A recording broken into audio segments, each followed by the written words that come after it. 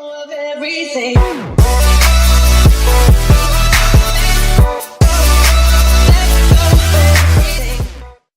tout le monde, donc c'est Phasma. Donc juste avant de commencer cette vidéo, je voulais vous dire que je suis en train de négocier un partenariat, voilà, avec l'entreprise ebux.eu. Donc le lien est dans la description. Voilà, donc un petit code promo pour vous. En échange, je leur fais de la pub, voilà, donc dans les vidéos.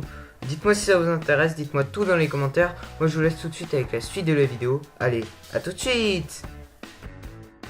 Yo tout le monde, donc c'est Phasma. J'espère que vous allez bien, en tout cas moi ça va super bien. Alors aujourd'hui on se retrouve pour un petit suivi d'élevage. Suivi d'élevage de février-mars. On va commencer tout de suite avec les bébés. Allez, à tout de suite. Là, donc on commence avec les bébés. Donc là, on a les bébés d'Ares finensis. Voilà.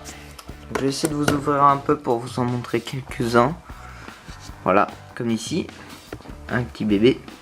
Voilà, donc là, il doit y en avoir une bonne vingtaine. Je crois que j'en ai compté 25 hier. Voilà, parce que j'ai changé les ronces hier. Vous voyez, elles sont assez belles. On passe au Extatosomatiratum. Donc là, j'ai une bonne tripotée de bébés. Je dois être à une bonne... je crois que j'en suis à 25 bébés. Donc là, pour le moment, il n'y a qu'une paire depuis hier. Voilà. Donc tout le reste, ils vont très bien. Voilà. Donc je commence à avoir du L3. Franchement, ça se passe assez bien. Après, Orthomera Kenji. Donc là pareil, pas mal de bébés, donc il y a beaucoup de pertes mais beaucoup de bébés aussi. Donc là je suis à environ une perte par jour et à une dizaine de naissances par jour. Donc voilà, donc là il y en a pas mal, on peut en voir. Excusez-moi parce qu'il y a le trépied, du coup je galère un peu. Trépied pour la stabilité de la caméra. Après, espèce suivante, je vais vous sortir la boîte. Voilà. Spinnerasium bengalensis. Donc là pareil, on commence à avoir des spécimens vachement grands. Donc voilà, donc une espèce très sympa d'élevage. Franchement, pas trop galère. Franchement, assez sympa. Voilà. Rien de plus à dire. Donc là, je dois en avoir une bonne vingtaine aussi, une bonne grosse vingtaine, je pense. Et là on termine avec ma petite femelle Orthomeria, donc il m'en reste plus qu'une, une très vieille femelle. Du coup je l'ai mis en bas place comme ça pour qu'elle finisse sa vie tranquillement. Voilà, la petite louloute qui est là-bas. Voilà, donc elle se fait plaisir. Elle est toute seule. Donc voilà. Après on passe à l'espèce suivante, je vous dis à tout de suite. Voilà, donc on continue avec l'espèce suivante, donc là c'est encore des bébés, donc c'est Parmexenus laetus. Voilà. J'ai mis vraiment beaucoup de liens. J'ai pas mis beaucoup de ronces.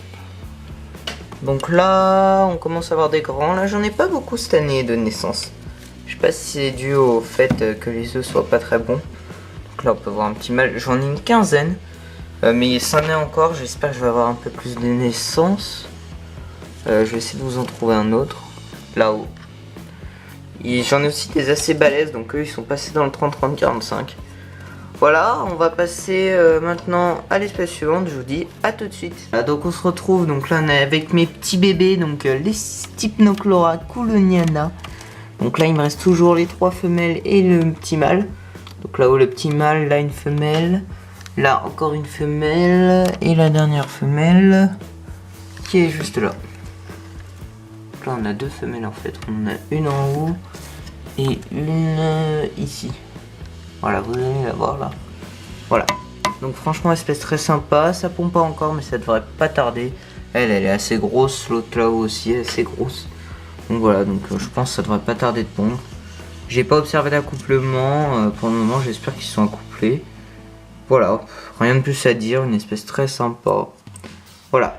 Je vous dis à tout de suite avec l'espèce suivante. Donc on se retrouve avec les vieux de la vieille, on peut le dire. Voilà. Donc les coupes de Dares penensis, donc là j'en ai toujours 4, toujours en bras plast. Ça se passe beaucoup mieux qu'en terrarium. Voilà, bonne grosse hygrométrie. Et ils adorent. Donc là, on peut en observer un là aussi. Voilà, donc pareil, ronce fraîche, nickel. Voilà. Je vous dis à tout de suite avec les petits criquetanques. On se retrouve avec les petits criquetanques. Donc vous voyez la durée des suivis d'élevage pas mal réduit. C'est dû au fait que bah, je trouve que plus je réduis les vidéos, plus les gens aiment les vidéos, entre guillemets. Plus les vidéos sont longues, moins les gens aiment. Voilà, donc c'est ce que j'ai remarqué sur la chaîne, donc je vais essayer de faire des petites vidéos, ce sera mieux. Donc là, le concombre et la courgette sont assez bouffés et assez secs. Donc je vais les changer de main, je pense. Et donc là, on peut observer ma petite femelle qui manque une patte. Donc elles ont été fécondées, je vous mettrai des petites vidéos qui vont passer au-dessus. Voilà, elles sont déjà assez dilatées. Elle est assez dilatée, voilà. Je vais la remettre comme elle était, voilà. Cachée de la lumière. C'est une espèce, je pense, qui est un peu un tout petit peu cavernicole. Excusez-moi, j'ai utilisé un peu un accent anglais pour dire cavernicole. Voilà. Donc, excusez-moi.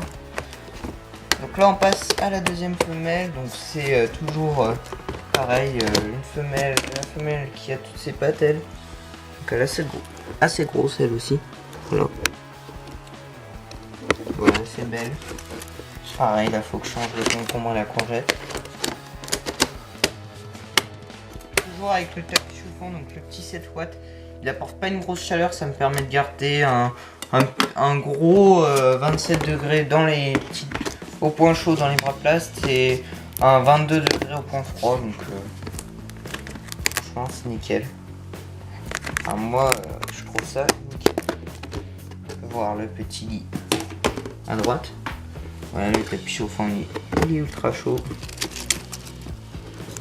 Le petit mâle, donc lui il a bien fait son boulot. Franchement magnifique espèce. Donc je respecte, c'est du Cosmoderus SP cela. On a d'autres sous-genres de Cosmoderus, entre guillemets.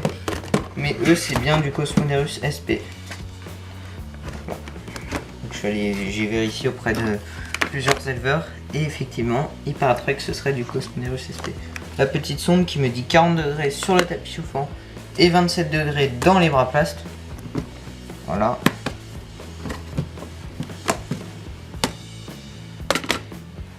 On passe aux petits yules, les petits yules. Donc là j'ai un petit problème les gars. Je fais appel à vous. Les grands experts des yules. Ces petites bêtes, vous voyez. Petite bête comme ça. Petit trait. Mise au point de la caméra. Va-t-elle faire la mise au point? Vous voyez ces petits traits. Dégueulasse. Je sais pas si c'est nocif pour les yules. En tout cas, dites-moi ce que c'est, ceux qui savent si c'est nocif pour les yules ou pas. Voilà. Donc les yules, j'en ai ressorti 2 la semaine dernière. Ils sortent plus tôt, ils sortent plus trop en ce moment. Ils préfèrent rester sous terre, j'ai remarqué. Voilà, donc dans une belle couche de substrat. Voilà. Donc ça va être la fin de ce suivi d'élevage, j'espère qu'il vous aura plu. Je vous ai montré un peu toutes les nouveautés, il y a pas mal de nouveautés.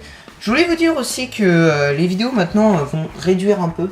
Enfin réduire le rythme tout simplement car j'arrive pas à tenir une vidéo par week-end, c'est un peu trop. Donc je vais tenir maintenant un rythme de 2 vidéos par mois. Ce sera pas mal je pense, si j'y arrive déjà. Et donc je voulais vous dire aussi un gros projet qui arrive sur la chaîne. C'est le projet d'exposer à Papillon. Donc voilà, donc je vais contacter l'organisateur pour m'inscrire. Et donc voilà, donc je vous dirai tout ça plus en détail dans la vidéo annonce. Voilà. Mais je pense très sincèrement que j'y serai. Voilà. Donc pour ceux qui veulent me voir, ce sera l'occasion. Allez, moi je vous dis à la prochaine. N'hésitez pas à lâcher le petit pouce bleu, à partager, c'est très important, à t'abonner, à commenter. Allez, moi je vous dis à la prochaine. Ciao, ciao.